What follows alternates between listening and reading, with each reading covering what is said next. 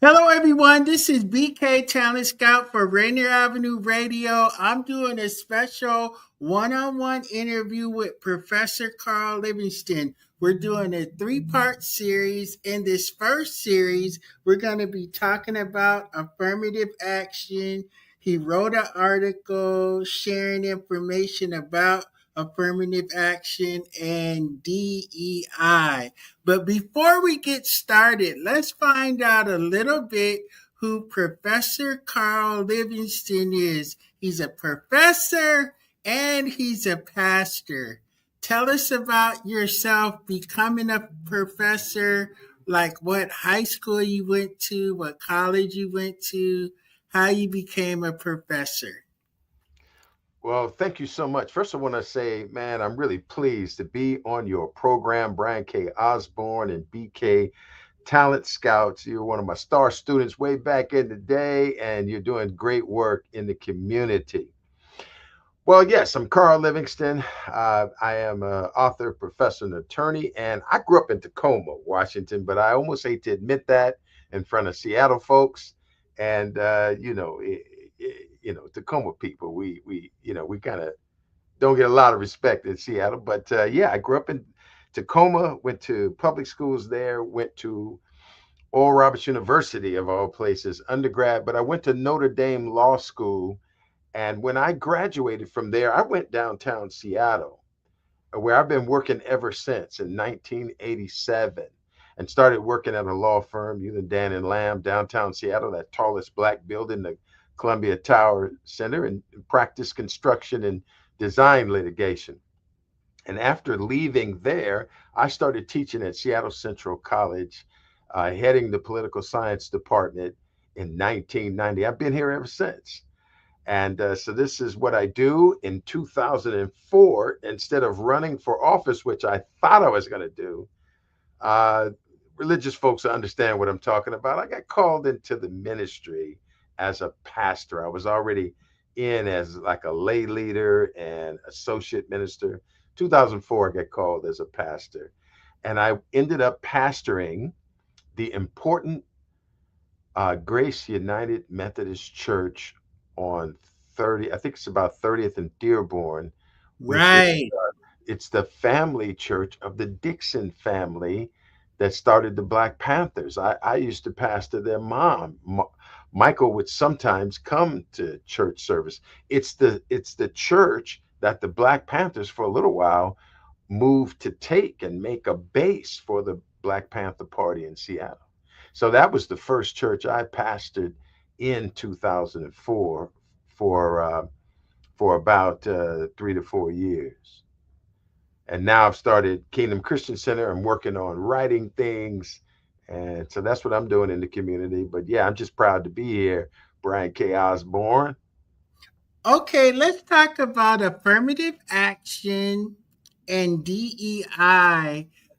You kind of predicted this all happening before it happened. So you were a little prophetic in knowing that we were going to face DEI and affirmative action. Can you give us a little background knowledge on that?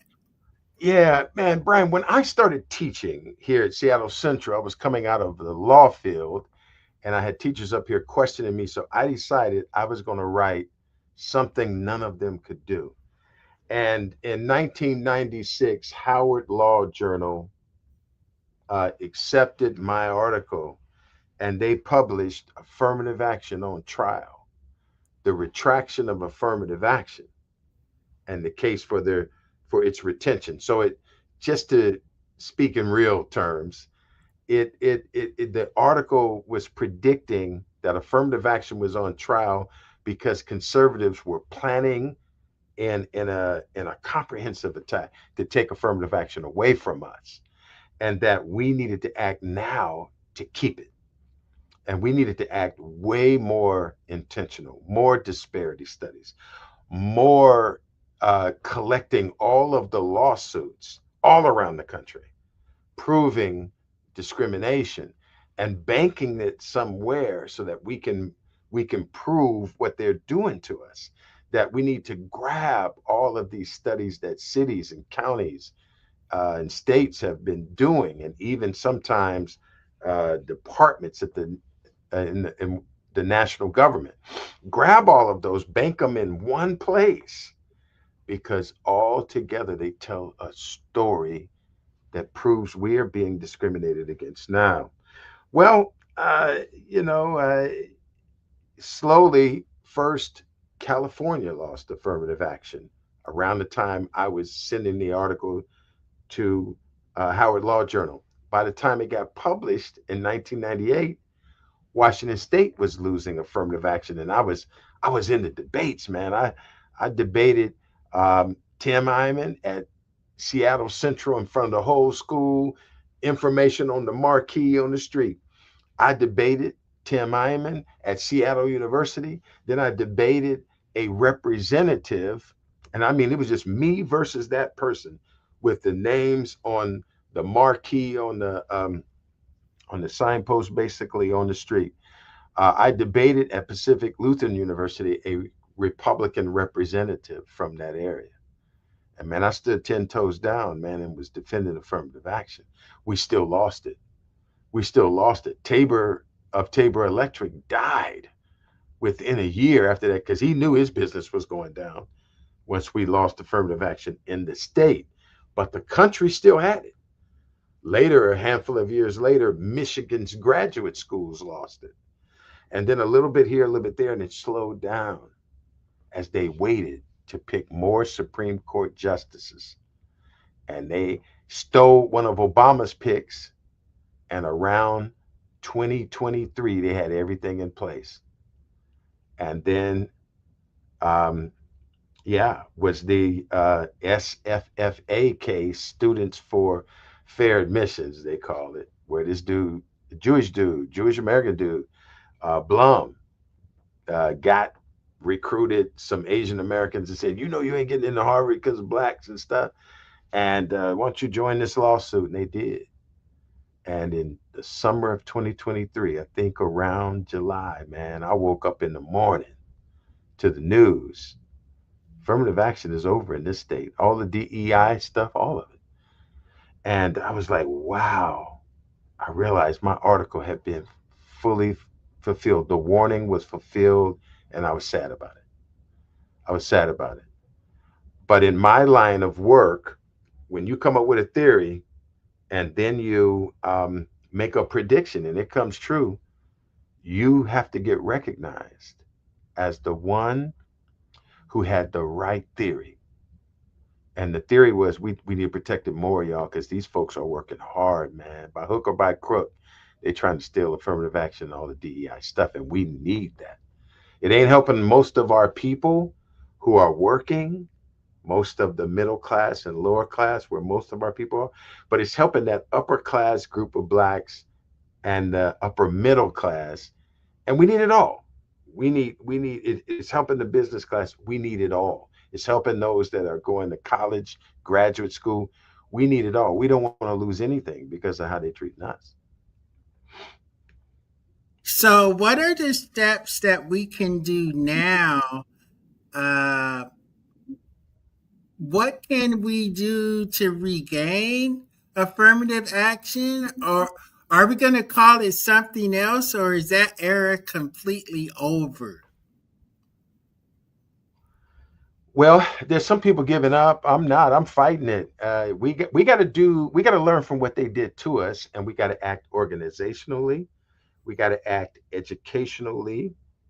We got to act politically and legally. So the first thing is we got to act organizationally. That means we got to start coming together. We got to come together around your show. We got to come together around other media talking about things and encouraging to do things like what you're doing on this show. We got to come together at the Urban League and connect the Urban League with the NAACP and the pastors and the Muslim and the mosques and we got to organize our people. We got to organize at the schools. We got to organize at the senior centers. We got to organize our people and come together. We got to organize in the Prince Hall all of it. Wherever our people are, we got to organize. So we got to act organizational. We got to act educationally. We got to tell our people this is a coordinated attack and they're wrong. You know it in your gut, but let us give you some information that gives you the name of the current discrimination. And all of y'all, you can still call it some of the things you've called it in the past, but all of you need to first call it the Southern strategy. And you need to learn what the Southern strategy is. You can say intersectionality, but start with the Southern strategy. You can say the new Jim Crow, but start with the Southern strategy. You can still say the effects of slavery, but start with the Southern strategy and tell them what it is. It's the name of what Nixon started right when we ended segregation and the Republicans came in.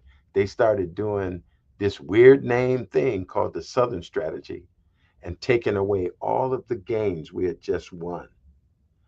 And they did it to recruit um, the formerly Democratic racists in the South and in the rural areas into the Republican Party. So that's why they call it the Southern strategy. So we're going to tell them we know the name. We know the name. It's called the Southern strategy. Got a weird name, but it's its name. The name is even in some documents. So we gotta begin to tell people how it works. There are books on it. I'm completing a book on it now. There are articles on it that are shorter. But we got to act organizationally, we got to act educationally and learn about what they're doing to us. Because when you can name it, then you can out it. When you name it, you can out it. It's just like a disease. If you call a disease by the wrong name, you're going to treat it by the wrong remedy, and the person ain't going to get healed. It's just like in the law. If you bring the wrong cause of action, you'll prove the wrong elements. If you come up with the wrong name, and it could be a close name, and they'll throw the case out. The name that they made up and in the documents is the Southern strategy. And in 2010, one black Republican, when he was heading the Republican Party, came out when they were about to take his job and said, "Hey, my party been doing the Southern strategy for 40 years," because it was 2010. "We've been doing it for 40 years." His name is Michael Steele. You'll see him on television sometime on MSNBC. There's only one time that he admitted the name, and he admitted it when he was running the party that started it. Because Nixon and Reagan and the Bushes and Trump are from the Republican Party. And Clinton is the only Democrat that did it a little bit too. He did a little bit. Republicans do it a lot. They're all wrong. But you got to know the name, kind of like casting out devils. If you don't know the name, the demon ain't coming out. It's like what Einstein said. He said, "A problem well described is a problem half solved." If you want to half solve this daggone thing, you got to well describe this daggone thing, starting with the name. Naming matters. And we haven't known the name. We've called it all kind of things. And so we're like what my dad used to say. He said, "Don't let them put you in a trick bag." Because all our time here, all 200 and really 400 years we've been in this country, they've been trying to put us in a trick bag, especially during segregation and the Southern strategy right now. And the trick bag is when we think we're getting something fair because they're telling us they're giving us something fair and they're cheating us. And then we go back later and realize we just got cheated. We've been in the trick bag. And they're wrong, but you know what? We need our behinds whooped too. If for 50 years they've been tricking us and putting us in the trick bag, yeah, fool me once, shame on you. Fool me twice, shame on me. We got to know the What name. other names have they called it besides the Southern strategy? Because It only got one. I, there's only Go ahead. one name. Go ahead. What? Uh, I vaguely heard of this thing called the Southern Strategy. Is it represented by another name in the press or in Black community? So the black community is the one confused on it. And we have called it the new Jim Crow. We've called it the vestiges of slavery. We've called it just discrimination. We've called it intersectionality. We've called it, now we got a new caste. You can call it all those things later, but first call it the Southern strategy because that's what they called it when they created it. And so you have to call it what they called it so you can prove what they're doing because it'll be in the documents then, and then you can take it to court. It'll then be in the history, and you'll know the history so that you can share that history with every profession, including the media, that's got to sue because they ain't doing the media right. But you got to know the legality of it. So you got to be able to prove the liability. So you got to know the name because the name will be in the documents and it'll be in the oral reports. They called it the Southern Strategy. And then you'll get the history right. And then you can get the remedy right. And the What do you see the remedy? What do you see from a professor perspective? What is uh the remedy? well, the remedy is the equality that they stole from us. So they owe us billions and billions of dollars. So let me tell you something. In my book on this, because remember, we got to act organizationally, educationally, then politically and legally.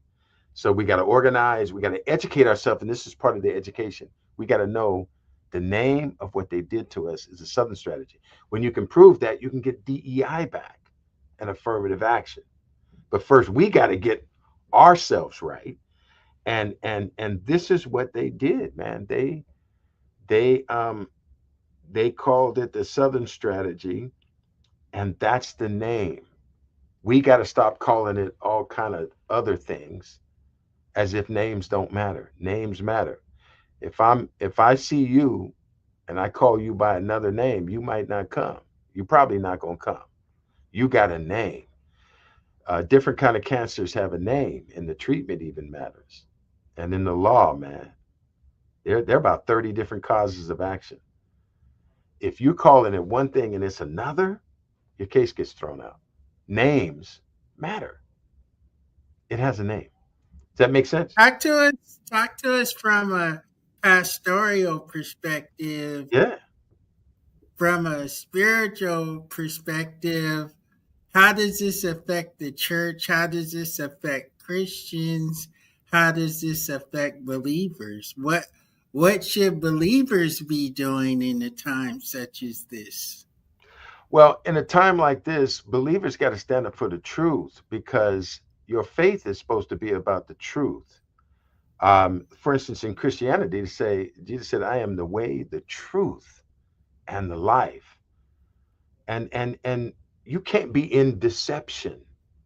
There's another scripture that said, "We're not ignorant of His works," and that deception is even in the church. You see, the church on the far right, it's been racist for a long time. It was racist back in slavery, and they were very comfortable putting us in chains, mistreating women, mistreating Mexican Americans, even lynching us. And when they would get done, they would go to church. In the Ku Klux Klan, when they put on a white robe, they burned a cross. They were very comfortable with us having hardly nothing and going to church because for them, their religion is devoid of love, like you would love yourself. They missed the heart of it. And so we got to recognize that Christianity is divided amongst itself. And that part of Christianity that's based around the black church and the Latino church and some of the white churches listening to the black church, that's the most authentic message of the whole gospel. And we got to keep standing up and save Christianity. We got to keep standing up because, see, Christianity and any religion that's really real, how you treat the poor and how you treat your neighbor makes you righteous. It's a big part of the righteousness. If you don't treat the poor right, in fact, James, Jesus' half brother, said true religion is this: to visit the widows and the orphans in their distress. In the visit, he meant to look after them and to see about them and to keep unspotted from the world. Well, we think true religion is just keeping unspotted from the world, and we bastardize the scripture. I hate to almost use that kind of a, almost cuss word, but I'm trying to shock people in the listen, wake up. The scripture says true religion is first visiting the widows and the orphans in their distress, then keeping unspotted from the world. Why are we spending so much time trying to get in the building and keeping unspotted from the world and walking past the poor and walking past the hurting? Or even worse, the Christian right will make more people hurting and more people poor, and that's not love. And that ain't true religion. So your religion's got to speak truth. Your religion has to, if it's going to be righteous, care about the poor. And it has to love. Love has to be in the center, like you would like to be loved. But this religion on the far right is only thinking about itself. It will cut its taxes and add taxes to the poor. It will walk past the poor or make more poor and forget all about love. It ain't true and it ain't real when it does that. And so So we, here's the tough question for you, Professor Carl Livingston. Who yeah. should we be writing and who should we be calling? Well, first, I think we got to organize, because when you organize, you're going to have bigger numbers and you're going to be able to bring more weight to bear. And then we need to educate ourselves. And then once we do that, then we start acting politically. And when we act politically, we start with the biggest name person in the places where we are organized. So if you organized in the city, you go to the mayor's office with all of that power of your organization and don't bat an eye. Tell them we standing up for justice. We know that the president and many presidents been fighting us since 1970 in the Southern Strategy. We know who we are and what we've been going through. We know they stole our equality because we were catching up between 1965 and 1975 in three areas. We were catching up in life expectancy. We were catching up in income per capita, and we were catching up in college attendance. But when they did this Southern strategy on us, with presidents doing it and on below, they robbed us of our equality. They owe us a lot. And we coming to you, Mr. Mayor. We coming to you, County Executive. We coming to you, Governor. And then as we organize nationally, we coming to you, President. And we need to also hit all of the professions. We need to tell the historians, you better teach this stuff right and put the Southern strategy in it. We need to tell the artists do art on this stuff of what they've done to us. We got to tell the lawyers, weave this stuff into the law, recognize the truth. We got to tell the religious folk, start preaching on this, because this is the specific evil that we're dealing with in this country.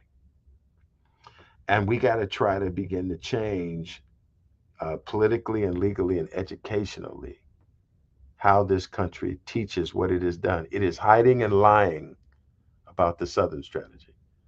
And we already know, we got the information on it now. You caught. The curtain is coming back, being pulled back. You've been systemically and governmentally, politically and legally and socially discriminating against us again in a system just as big as segregation. You caught, and you owe us a remedy. You're liable, you get liability, and you owe us a remedy. And now you can get affirmative action back as the remedy. Now you can get DEI, diversity, equity, inclusion, back as the remedy, because they only want to give it to the one who could prove it. It's kind of like when we used to play, because you got a basketball game, Brian K. I already know you. And when you playing horse, you make it proven on that last shot. Even if you know this person might be doing better than you in the game so far. They know they discriminated against us, but they're saying prove it, and they're throwing the ball back at us, and we calling it all kind of things, so we can't prove it, and they can keep on playing the game and dogging us out. We got So we three got to minutes prove it, left. and we go to okay. We got 3 minutes left in the interview. How can people contact you for an interview or have you come speak at their church or community organization? Well, I'm glad for all of your listeners, and I hope people will let people know that I'm Carl Livingston. I'm up at Seattle Central College, Carl.Livingston at seattlecolleges.edu. Carl, CARL dot Livingston, Livingston at seattlecolleges.edu. And Okay. you can reach me there. You can reach me at carl.l.livingston at gmail.com. And you can just come to the Okay. church. If you're anywhere around Tacoma, come to Kingdom Christian Center. You know, all black churches meet at 11 o'clock on a Sunday. And when you come in there, say hi and say, I want to talk about the liberation of our people as soon as you get in there. And yeah, this is where we meet. And I would love to see you and to hear from you. We are on a victorious path, even though they're trying to pull us back 30, 40, 50 years. What makes before we close, what makes you keep on teaching under what all the things that we're going through? What makes you want to get up and teach young people about political science? Yeah, see, and that fits with acting organizationally and educationally. See, when I teach young people, I get a chance to see purpose coming alive. You know, like I'm an old Star Trek fan. They used to beam you, they would beam you up and then beam you down again. And you would see people uh, kind of disappear and then come back. When somebody says, I want to be a doctor, I want to be a lawyer, I want to be a teacher, I want to be a computer programmer, I want to be an artist, as soon as they say it, it starts materializing and you can see purpose forming. And it's one of the most exciting things to teach a class that brings them closer to what they saw when they first spoke it. And so I love that. I love seeing students challenged and learning and growing. Like you, man, when you were in school, you can see you're developing, man. You're going to be a media force, and it's exciting to see.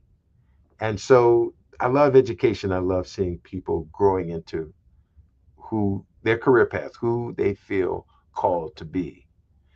It makes me happy, makes me feel young. And I intend to retire in about 2 years. I intend to retire in 2 years because I ain't young now. I'm bald headed. I used to have hair, and then I want to be writing books and speaking all around the country. Writing books and speaking all Okay, around. this is BK Challenge Scout. We have completed part one of a three-part series with Professor Carl Livingston. He spoke to us about the Southern strategy. Thank you, Carl Livingston, for this 28-minute interview. We're looking forward to the second part of our interview series. And I have to go look up the Southern strategy and educate myself before I can speak on it. So I've been inspired by this interview, and I'll see you next week.